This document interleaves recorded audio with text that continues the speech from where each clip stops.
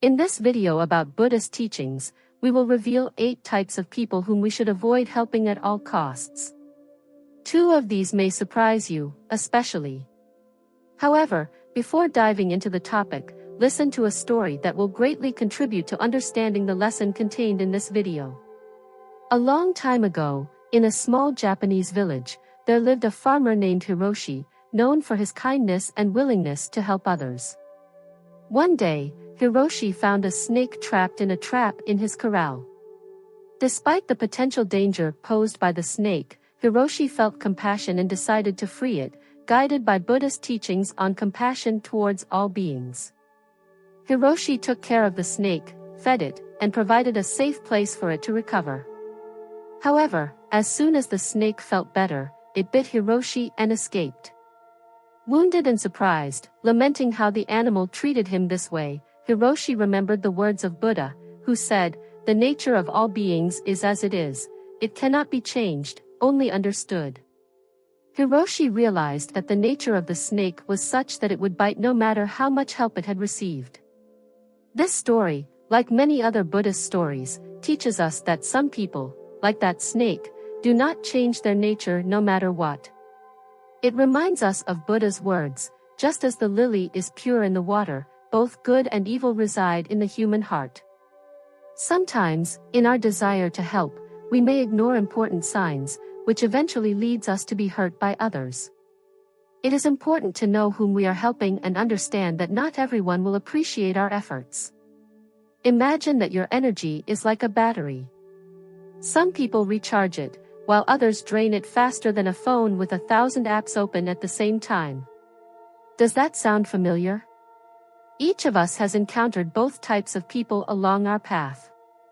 Let's take a look at these energy vampires and the importance of recognizing them. Before continuing, if you find value in these videos, please give us a like, subscribe, and click the notification bell to stay updated on future videos. Let's begin. Number 1, the envious. Imagine you just won the lottery. Who would you tell first?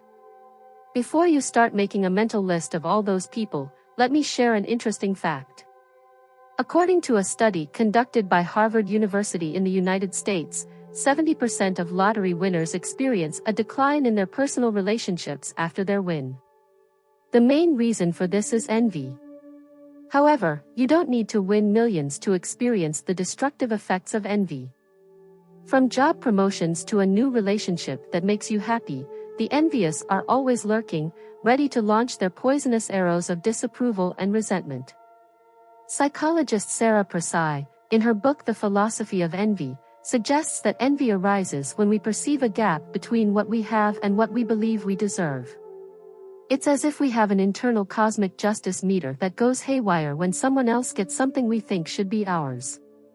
But here's something interesting: envy is not necessarily bad. In fact, it can be a powerful motivator. As the famous inventor Thomas Edison said, to invent something new, you need a good imagination and a bit of junk. Replace bad envy with creativity, and you have a recipe for success or disaster, depending on how you handle it. The key lies in how we react to envy, both our own and that of others. Here's one of the most counterintuitive yet effective pieces of advice: keep your successes and plans secret. Yes, you heard that right. In an age where it seems that if you don't share something on social media, it didn't happen, I suggest doing exactly the opposite. Why do I say this? As the great spiritual master Buddha said, silence is the most powerful answer to many questions. When you share your plans prematurely, your brain releases dopamine, the same chemical that is released when you actually achieve your goal. This can lead to a false sense of satisfaction, reducing your motivation to continue. A study published in one of America's most popular journals showed that people who kept their goals secret were 67% more likely to achieve them than those who shared them widely. It's as if the universe has a twisted sense of humor: the more you talk about your dreams, the less likely they are to come true. When you share your plans, you not only deal with your own psychology but also the psychology of others, and this is where our envious friends come into play. As American writer and playwright Gore Vidal said, "Whenever my friend succeeds, I die a little." Multiply this by every person you tell your plans to, and you'll get an idea of the amount of negative energy you have to deal with. In Zen Buddhism, we are taught that every step on our path is an opportunity for learning. As Buddha said, there is no path to happiness, happiness is the path. In our relationships with others, especially with the envious, we should be like water, flexible but strong. Water may seem gentle, but it has the power to sculpt rock. Similarly, our behavior can influence others, even if our actions seem subtle. Envy can be transformed if we approach it with wisdom and compassion. In the end, as Master Senhaku Niku said, all things are empty, but the city is full of all things. You can attract attention without even realizing it. So what should we do? Should we become hermits and keep all our achievements to ourselves? Not entirely. The key in this case is selectivity. As Napoleon Hill, author of Think and Grow Rich, said, keep your dreams away from negative people. Because people without their own dreams will discourage you from pursuing yours. Treat your dreams and plans like a secret recipe. You wouldn't give it to just anyone, right? You'd only share it with those you completely trust, those who won't just not betray you but will help you improve it. In the spirit of Zen, when you decide to share your plans or successes, do so in a way that inspires rather than provokes envy. Instead of saying, I just got an amazing promotion, try saying, I'm excited about this new challenge at work. The difference may seem subtle, but the impact on how others perceive your message can be enormous. The ancient Chinese philosopher and founder of Taoism, Lao Tzu, reminds us that words have the power to create reality. Choose your words wisely. So how do you recognize our envious friends? Here are some warning signs that can make this task easier. The reluctant flatterer, their congratulations are more forced than a smile at a mother-in-law's gathering. The professional minimizer, no matter how great your achievement, to them, it's always a matter of luck or something insignificant. The compulsive competitor, your success is just an excuse for them to tell you how they did it better, faster, or cheaper. The hidden saboteur, they publicly cheer you on but privately do everything they can to ruin your plans. The information collector, they always want to know more details, not out of genuine interest, but to find flaws or copy you. Recognizing these patterns is the first step to protecting yourself. The second is developing what I call a bamboo mind. Do you know what makes bamboo grow strong and resilient? It transforms difficulties and adversities into strength and flexibility. As Zen philosophy teaches, every obstacle is an opportunity for practice. Similarly, you can use the envy of others as motivation to continue growing and improving. Remember, your worth does not decrease because of others' achievements, nor does it increase because of their failures. As former U.S. President Theodore Roosevelt said, comparison is the thief of joy. Focus on your own path, your own goals, and your own development.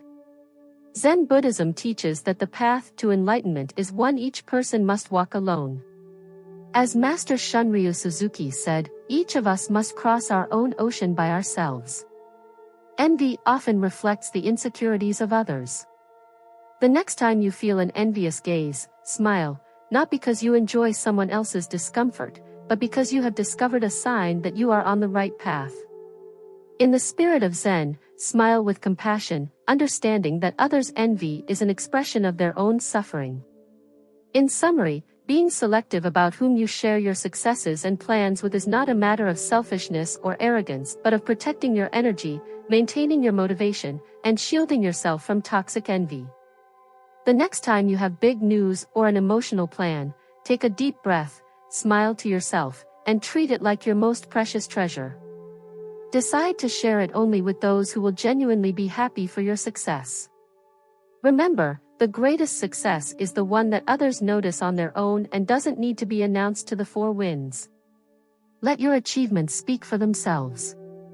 In the end, actions always speak louder than words and definitely attract less envy. Number 2, the manipulators. This group represents a special challenge because such people are true artists in manipulating others' goodwill. They use sincere attempts to help to serve their own interests without any intention of reciprocation or showing real improvement. Imagine you're playing chess, but your opponent has the secret skill of moving your pieces without your knowledge.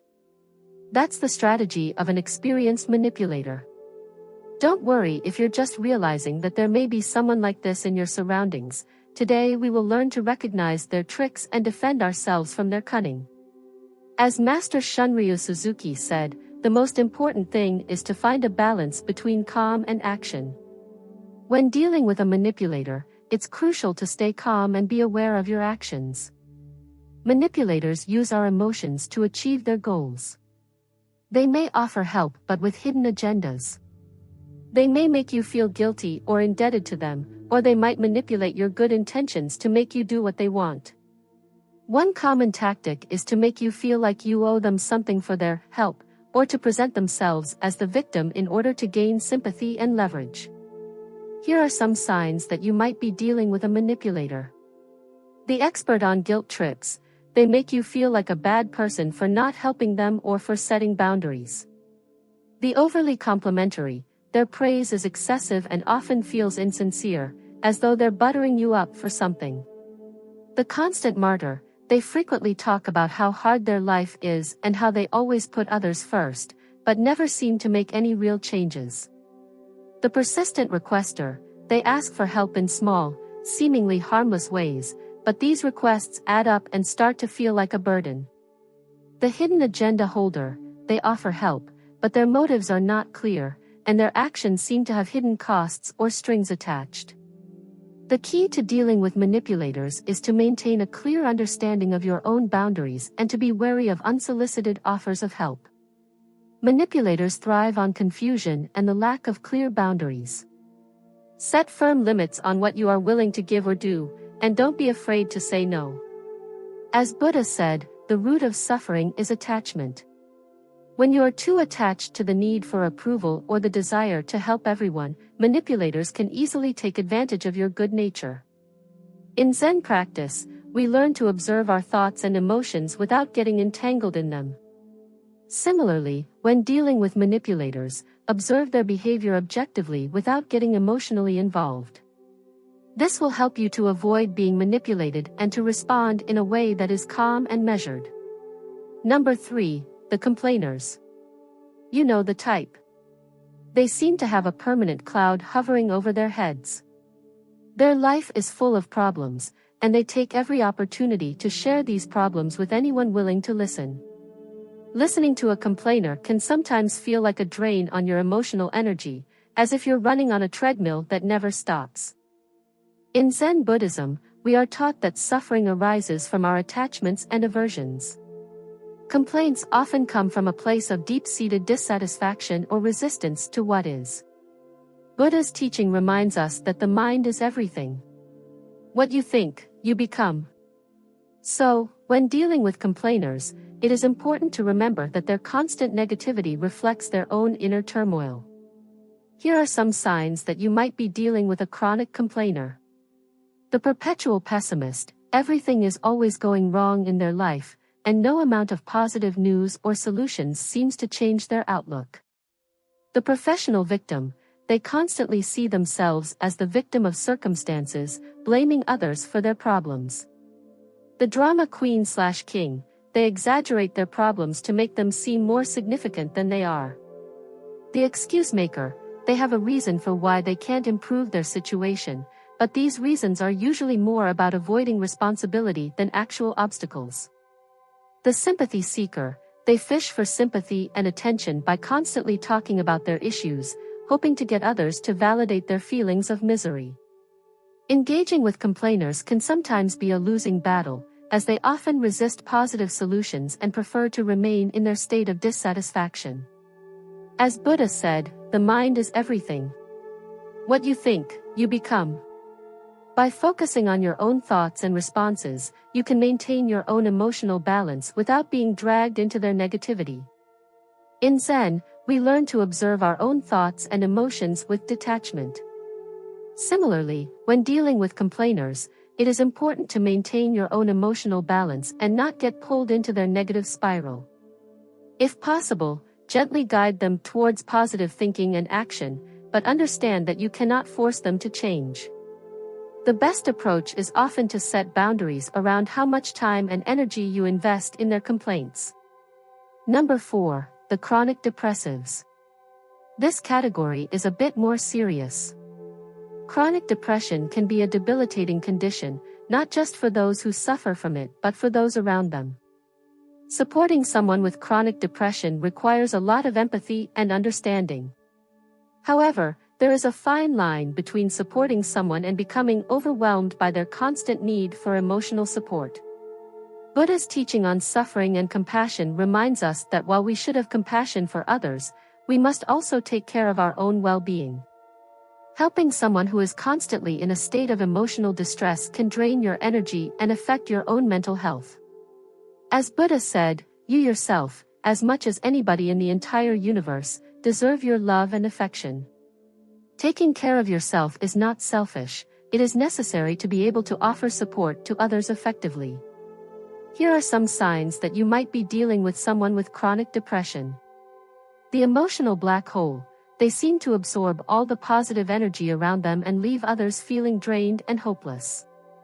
The endless need for reassurance. They require constant reassurance and validation to feel better, which can be exhausting for those around them. The pessimistic perpetuator. They have a persistent negative outlook on life, and no amount of encouragement seems to make a difference. The self-sabotager. They may actively undermine their own efforts to improve their situation, which makes supporting them even more challenging. The dependency creator. They become highly dependent on others for their emotional stability, often at the expense of the emotional well-being of those around them. If you find yourself in a situation where you are supporting someone with chronic depression, it is crucial to set boundaries and take care of your own mental health. Zen teaches us to find balance and to not be consumed by the suffering of others. While empathy and compassion are important, remember that you can only help others effectively if you are in a good place yourself. It's okay to step back and seek support for yourself when needed. Number 5, the dramatic and overly emotional. Some people seem to live their lives in a perpetual state of drama and high emotion. Every situation is a crisis, and every interaction is loaded with intensity. While it is important to empathize with others, constantly being around such individuals can be emotionally exhausting and draining. In Zen Buddhism, we are taught to find inner peace and stability regardless of external circumstances. The teachings remind us that our reactions to situations are within our control. As Buddha said, you will not be punished for your anger, you will be punished by your anger. When dealing with overly dramatic and emotional individuals, it is important to maintain your own emotional balance and not get swept up in their intensity. Here are some signs that you might be dealing with a dramatic and overly emotional person. The crisis creator. They seem to turn every minor issue into a major disaster, requiring constant drama and attention. The high drama performer. They act as though every situation is the most important event in the world and expect others to react accordingly. The emotional manipulator. They use their high emotional state to manipulate others into giving them more attention or support. The attention seeker. They thrive on being the center of attention and often create drama to ensure that all eyes are on them. The intensity monster. Their reactions are extreme and disproportionate to the situation, causing emotional turbulence for everyone involved. When dealing with dramatic and overly emotional individuals, it is essential to maintain your own emotional stability and avoid getting drawn into their drama. Zen teachings encourage us to cultivate inner peace and to respond to situations with calm and equanimity. It is okay to set boundaries and distance yourself from excessive drama to preserve your own emotional well-being. Number 6, the pessimists. Pessimists have a way of making even the most positive situations feel hopeless. Their constant negativity and inability to see the silver lining can be draining. In Zen, we learn that our mindset shapes our experience of reality. As Buddha said, the mind is everything. What you think, you become. When dealing with pessimists, it is important to maintain a positive mindset and not let their negativity affect your own outlook on life. Here are some signs that you might be dealing with a pessimist. The negative naysayer, they always see the downside of every situation and are quick to point out potential problems. The doubtful discourager, they doubt your abilities and achievements, often trying to dissuade you from pursuing your goals. The problem finder, instead of celebrating successes, they focus on potential obstacles and issues. The hopeless harbinger, they often predict the worst possible outcomes and have difficulty believing in positive possibilities. The criticizer, they frequently criticize and undermine your efforts and achievements, contributing to a sense of hopelessness. While it's important to offer support and empathy to pessimists, it's equally crucial to protect your own positivity and optimism. Zen teaches us to cultivate a positive mindset and to focus on the present moment. By maintaining your own positive outlook, you can navigate interactions with pessimists more effectively and preserve your own well-being. Number 7, the self-centered individuals. Self-centered people are primarily focused on their own needs and desires, often to the exclusion of others. Their self-absorption can make interactions with them feel superficial and one-sided. In Zen, we are taught to cultivate compassion and to be mindful of our interactions with others. As Buddha said, you yourself, as much as anybody in the entire universe, deserve your love and affection. When dealing with self-centered individuals, it is important to maintain your own sense of self-worth and not get lost in their self-absorption. Here are some signs that you might be dealing with a self-centered person. The spotlight seeker, they always want to be the center of attention and often monopolize conversations to focus on themselves. The one-way contributor, they expect others to give and support them but rarely offer anything in return.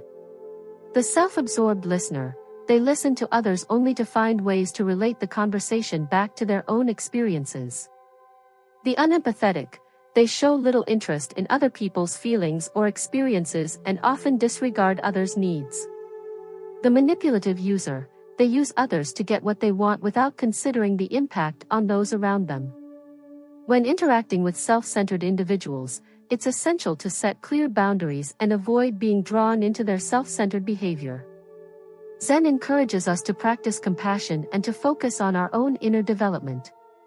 By maintaining your own sense of self-worth and not getting lost in their needs, you can navigate these interactions more effectively. Navigating relationships with challenging individuals requires awareness and mindfulness. By applying these Zen principles, you can maintain your own balance and well-being while interacting with a variety of personalities. Not only is it unfair, but it can also have significant emotional and reputational impacts on those trying to help these individuals. Therefore, it's important to adopt a cautious approach when dealing with such people. An effective strategy is to encourage them to reflect on their actions and the consequences they entail, rather than solving their problems for them. We can direct their attention toward developing self-evaluation and self-management skills. Renowned American neuroscientist Richard Davidson has demonstrated that the brain is extremely plastic and capable of changing and adapting even in adulthood. So there is hope, even though these individuals may often need a gentle push or even a push the size of an elephant. As Nelson Mandela said, education is the most powerful weapon which you can use to change the world. In this context, education encompasses not only academic knowledge but also the ability to take responsibility and learn from mistakes. Ultimately, dealing with irresponsible people is an exercise in patience and self-control. As philosopher Bertrand Russell said, many of the problems of the world arise because the ignorant are completely certain, while the intelligent are full of doubt. In Buddhism, we also often repeat that helping others is the path to enlightenment, but only when it is wise help. So the next time you encounter a chronically irresponsible person, take a deep breath and remember that at least you have the sense to doubt whether you should continue helping them. Number 6, the eternal critic. They have a talent for finding faults in every situation or person, from your choice of clothing to the way you do your job or care for your home and family. Identifying them can be as simple as listening to their conversations. Their comments are usually negative and destructive. If this sounds familiar, you are probably dealing with a chronic critic in your life. Dealing with them can be like navigating through a field of emotional landmines. No matter how good your intentions, they will always find a way to dismantle them with their sharp criticism. What makes them this way? Research suggests that chronic critics often use criticism as a way to establish power and control over others, and even as a means to project their own insecurities. It's as if they have special glasses that allow them to see only faults in everything. To counteract their negative influence, it is essential to maintain a balanced perspective. As Zen master Sung Sain said, true strength lies in a calm mind. Don't take their criticism personally. Often, their words say more about themselves than about you. Try to redirect the conversation towards positive aspects or constructive solutions. Sometimes a simple change of topic can be the best defense against their verbal attacks. Remember, constructive criticism can be useful for personal development, but chronic criticism merely erodes self-esteem and undermines confidence. Setting clear boundaries and maintaining a positive attitude can protect you from their negative influence while promoting a more positive and constructive environment around you. Number 7. The narcissist. Have you ever met someone who seems to have a mirror instead of a soul? Welcome to the fascinating world of narcissists, where self-love takes all the top spots on the podium. Imagine trying to fill an enormous Olympic swimming pool with a single glass of water. This can be how futile it feels trying to satisfy a narcissist's ego. Don't worry, you're definitely not alone in this journey. According to studies conducted by a renowned university in the United States, approximately 6% of the population exhibits significant narcissistic traits, meaning you've probably encountered at least one or two such people in your life. How to identify these self-admirers? If you've ever come across someone who believes that the sun rises just to shine on their face, you're likely dealing with a narcissist. These individuals have a remarkable ability to turn every conversation into a monologue about their achievements, no matter how irrelevant they may be. Dealing with a narcissist can be more exhausting than trying to teach a cat to bark, but don't lose hope. There are strategies you can apply. It's not about changing the narcissist themselves, but about changing how you interact with them. One effective tactic is what psychologists call selective validation. It's a bit like training a dog. You reinforce the positive behaviors exhibited by the narcissist and ignore the negative ones. When the narcissist shows a bit of empathy, which sometimes happens, acknowledge it. However, when they start exhibiting their classic scenes, don't engage. Remember that you are not obligated to be a captive audience to their one-person show. In Zen, we learn that true happiness comes from accepting who we are. Don't let others impose their expectations and values on you. Be aware of your thoughts, emotions, and actions, and you'll find inner peace that will help you handle manipulation, criticism, and narcissism better. As a best-selling author in the field of psychology once said, the ego is an insatiable octopus that feeds on your life. A Zen master would say that the ego is like a hungry spirit in the samsara, always desiring more and ultimately finding no comfort.